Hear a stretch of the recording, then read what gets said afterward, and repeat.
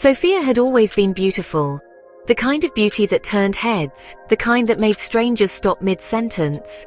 But what people never saw was the loneliness that lived in her heart. Since childhood, Sophia had longed for love, not the fleeting admiration of strangers, but deep, unwavering love, the kind that made someone choose her every day. She spent hours staring into the mirror, searching for flaws in her reflection, wondering why she wasn't enough. If I'm beautiful, why do I feel so invisible? She watched friends fall in love, watched couples laugh in coffee shops hand in hand while she sat alone. Maybe I just need to find the right person. Someone who will see me, love me, and never leave me.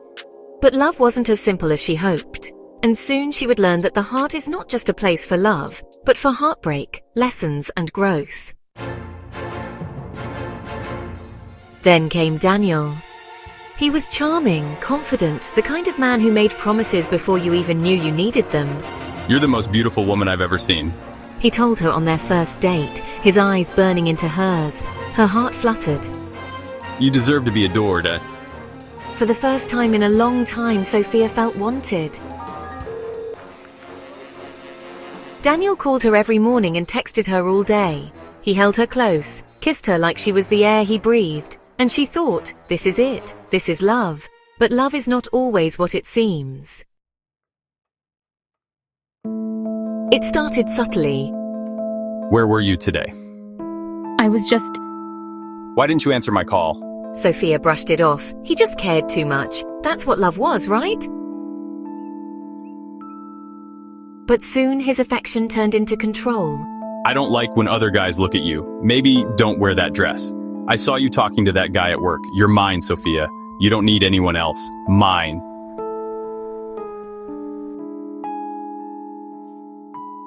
At first, she ignored the red flags, blinded by the warmth of his love, but love should not feel like a chain around your throat. The more she tried to breathe, the tighter he held on, and soon the mirror became her enemy again.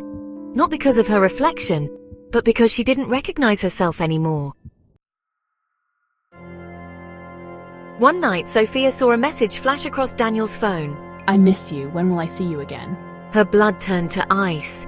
Her hands shook as she opened his messages, scrolling past lie after lie after lie. Other women, other dates, other whispers of love, the same words he had once given her. Her heart cracked wide open. Was I never enough? When he walked through the door, she confronted him, her voice shaking. You're crazy, Sophia. You're imagining things. She showed him the messages. He barely looked at them. Fine. So what? You're still mine. Mine.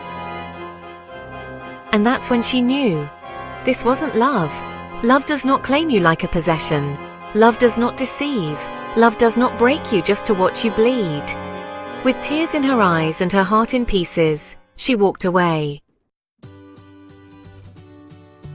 At first, loneliness swallowed her whole. Nights were sleepless. Her mind replayed every moment, every lie, every red flag she had ignored. She wanted to scream. She wanted to disappear. But the truth came quietly. She was never lonely because she lacked love. She was lonely because she didn't love herself. She had spent her whole life waiting for someone to choose her. Now she would choose herself. Days turned into weeks and she began rebuilding, one piece at a time. She read books. She took long walks. She stood in front of the mirror not to search for flaws but to see herself again. You are enough. You are more than someone's possession. You are worthy of love, real love. And for the first time, she believed it. One day, as she sat alone in a cafe, lost in the pages of a book, a man named Liam sat down across from her. He wasn't like Daniel. He didn't flood her with grand promises or possessive words. Instead, he listened. He laughed at her jokes. He let her speak. He let her be. And slowly, Sophia realized, love is not about being filled by someone else.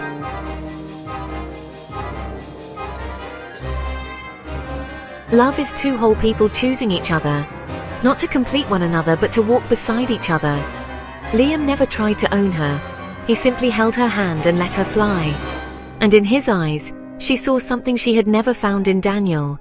A love that felt like freedom.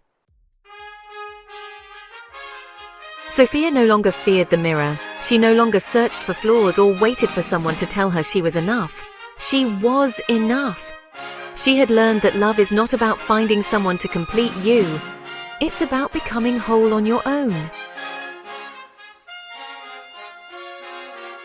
And when love finally comes, it won't come to claim you.